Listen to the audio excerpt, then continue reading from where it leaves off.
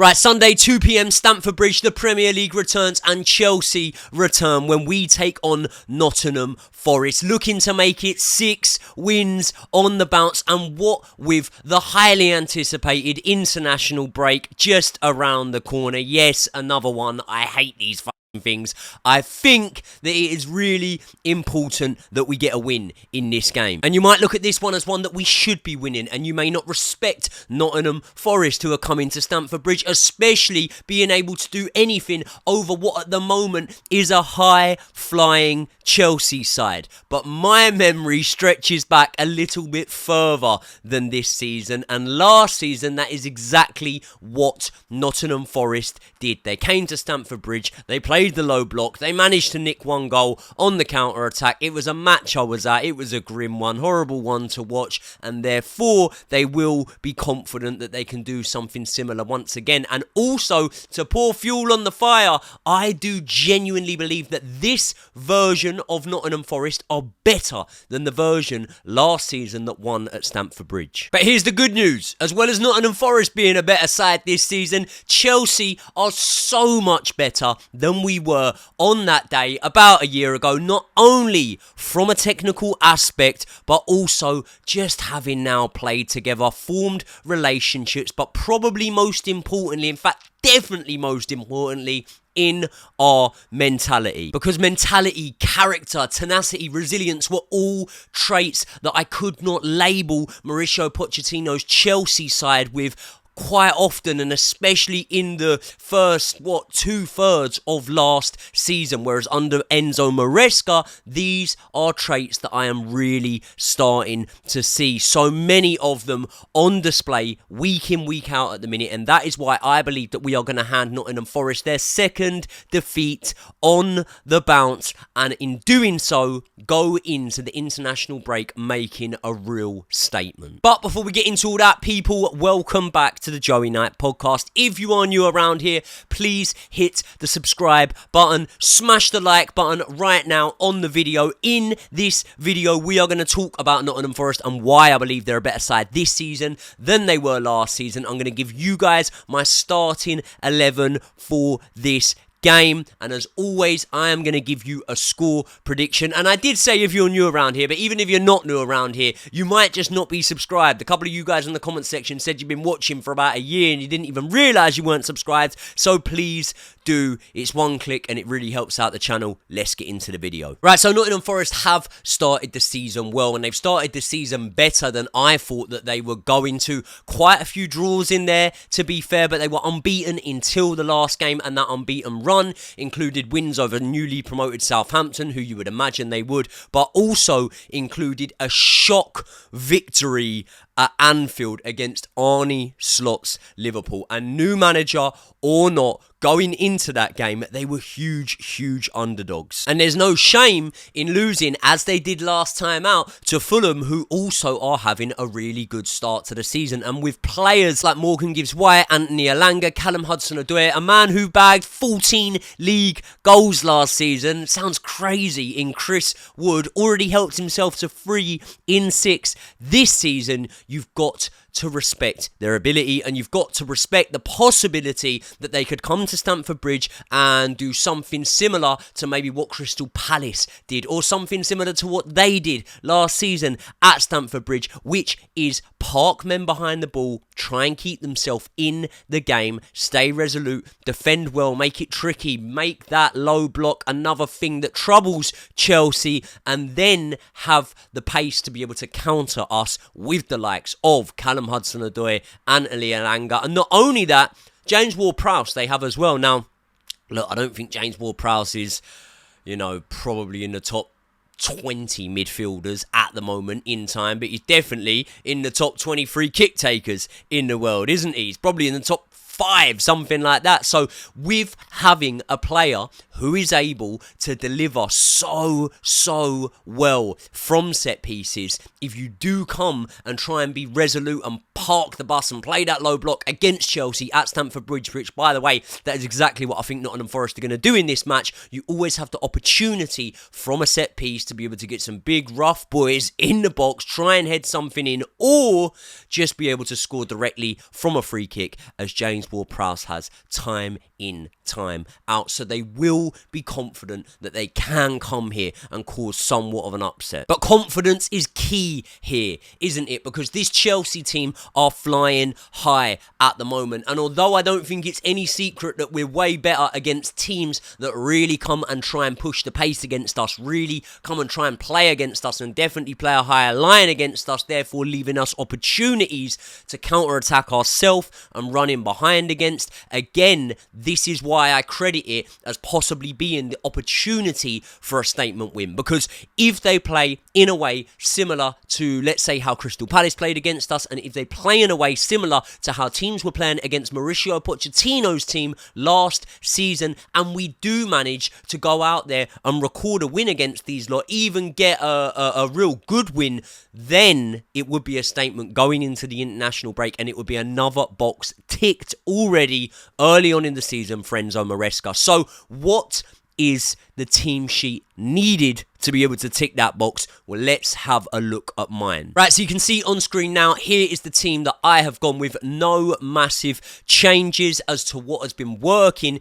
in the Premier League recently, because I've always thought if it's not broke, then don't fix it. But that means wholesale changes. That does not mean that there won't be any slight adjustments. So let's talk through it. Robert Sanchez starting in goal. I do understand that he made a few mistakes against Brighton, and we really need, I should say, to emphasise how important it is to not be making these mistakes, because I don't just want to brush it under the carpet and say, no, Sanchez has started better this season than last season, completely happy with him, he can do what he wants. He can't be making those sorts of mistakes, because what they do is when you're making them too often, they just become the norm at times, you know. Familiarity breeds contempt, I think is the saying. And what I'm saying here is, if you're familiar with having those traits in your game of making those mistakes, then you may get away with it against teams like, let's say, for example, a Brighton who we were able to pump, 4 goals past.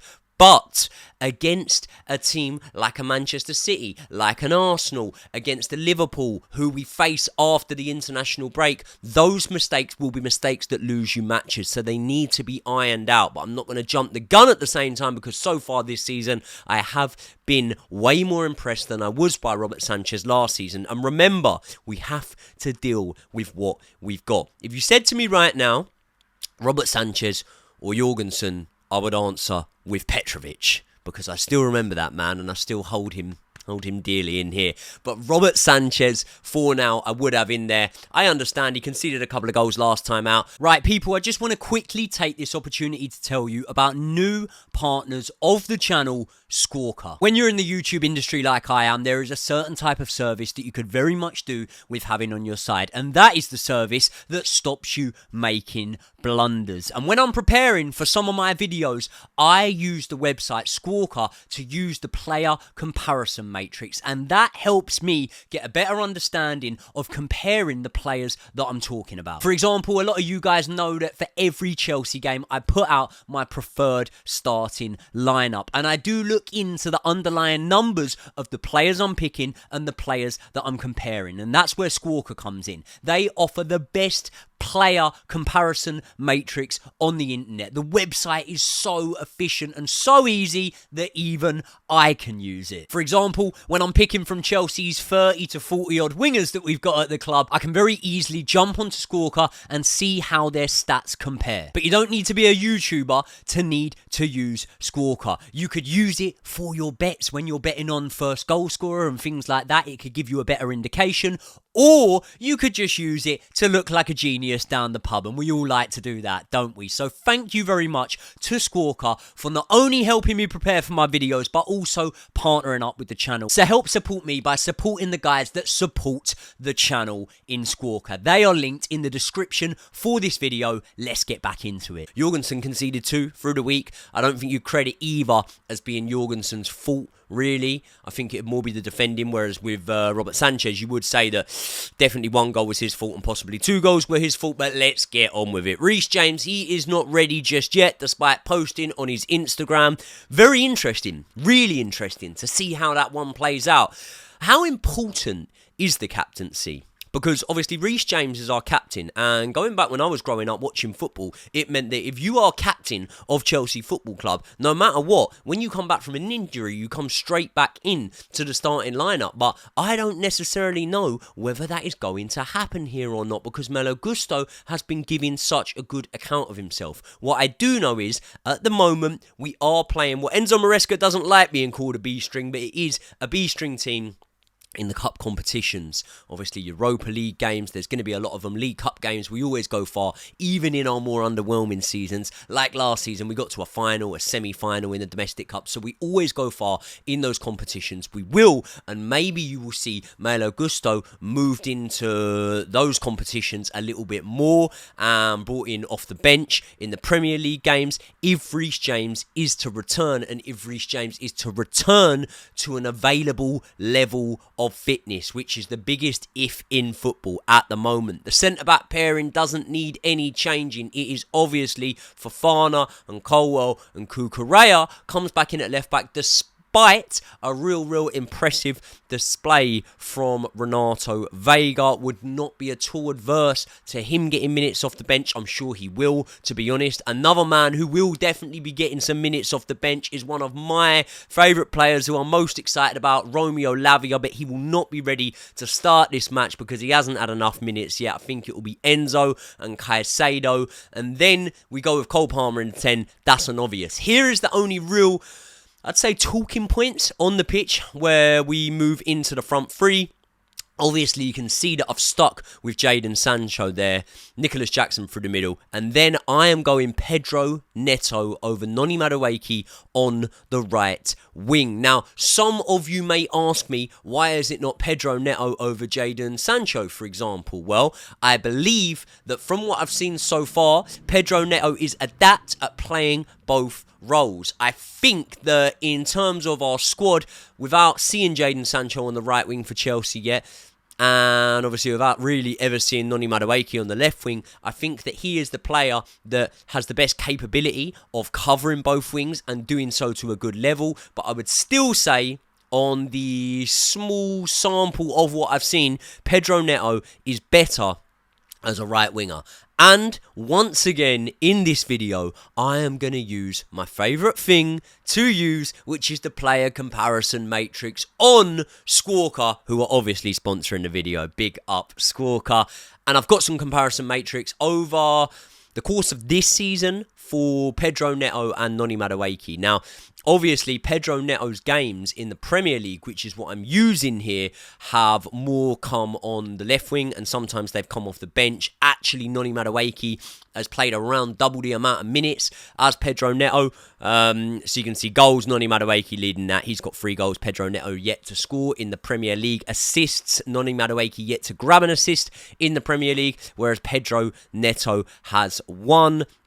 Open play passes, Pedro Neto nearly double the amount of passes that Noni Madueke does. Chances created, and this is so key here, you know. Pretty much double again there, over double for Pedro Neto. Pedro Neto also having a better passing accuracy, which is key. Take on success, you would fancy Noni Madueke to have more with that, because Pedro Neto prefers to run in behind, whereas Noni Madueke prefers to run at men, take men out of the game. I love him doing that. I love seeing him do that. But I also would note that the take on success isn't ridiculously more. I would say it's, you know, it's more, not marginal, not ridiculous. Whatever lies in the middle, it's somewhere there. They're the same with ground duel success. Ball recoveries, this is also key, because I do think that with a team that are playing a low block, which, as I've already given away, you know, the game plan somewhat, I feel that Nottingham Forest will. Ball recoveries will be an important one as well, because you need to be trying to press from the front against some of these teams, and Noni Madueke fares better there. Possession lost, Pedro Neto losing possession more than Noni Madueke. So the stats would show you that they're about even, if I'm being completely honest. Now, I remember I was at the Bridge for the game that we lost against Nottingham Forest last season, and despite me reading out the personnel and also the fact that Nuno, the manager, has done a good job in there, and I do feel they're a better team this season. There are still similarities, there are still comparisons we can make, and we really did have trouble breaking down that low block. Now, there is one massive difference in this season compared to last season, and that is in this season, we are scoring goals early in the matches. In 7 out of our 10 games, we have scored in the first 25 minutes, and if you score a goal early in the match, then ultimately, this whole low block thing that I'm talking about pretty much gets just untangled straight away, doesn't it? Because you've got to then go and do something. I mean, especially if you go sort of 2 goals up, then teams will be thinking, fuck the low block, we need to go and do something, do you know what I mean? Or they might be thinking about the goal difference, I don't know. I don't know how positive or negative Nottingham Forest will be thinking if we do manage to find ourselves in that situation. But what I do know is in the away match, when we put 3 goals past them, who remembers Mikhailo Mudrik's goal? Now, if you think about that goal, and obviously that did come from the left-hand side, so I'm not saying personnel-wise it's like for like, but if you think about that goal where we were able to run in behind against them, you would fancy Pedro Neto to be able to do that a lot better than Noni Madueke. I just think that what I'm seeing right now from Pedro Neto is a little bit more consistent than what I'm seeing from Noni Madueke. But let's be honest, on Sunday at 1 p.m. on the dot, which is when I check the team sheet straight away, if I see Madueke in there, I'm not going to be disappointed. If I see Neto in there, I'm not going to be disappointed. I don't really care who starts out of either of them, but if I was flipping a coin and it was up to me, I would be starting Pedro Neto. Who would you guys be starting? Or would you be looking at Jadon Sancho over on the other side and thinking, okay, no, Pedro Neto could play over there. But for me, Jadon Sancho, he's been electric, hasn't he? Really, I thought he literally, him and Nkunku, changed the game for us and got us those 3 points and over the line against Bournemouth. And that was really a match that we really needed to win, and a fixture that has been hard for us in the past, you know. We went there last season and drew 0-0, and it looked until Jadon Sancho came on the pitch like we were going to do the exact same this season. So I was really glad to see him pop up and get an assist there. Obviously in the West Ham match, I think he got another assist in that one, did he? He's definitely got 3 assists in 3 appearances, but he started the West Ham match. That was a match that went really well for us. Jadon Sancho maybe not being as, you know, at the forefront of everything, but in the Brighton game, I thought he was... You can't say he was our best player, can you? But he was one of our best players. He was really good. Grabbed another assist in that one. Had a goal ruled out in that one. So I think Jadon Sancho's got to keep his position on the field. Now, score prediction for this one.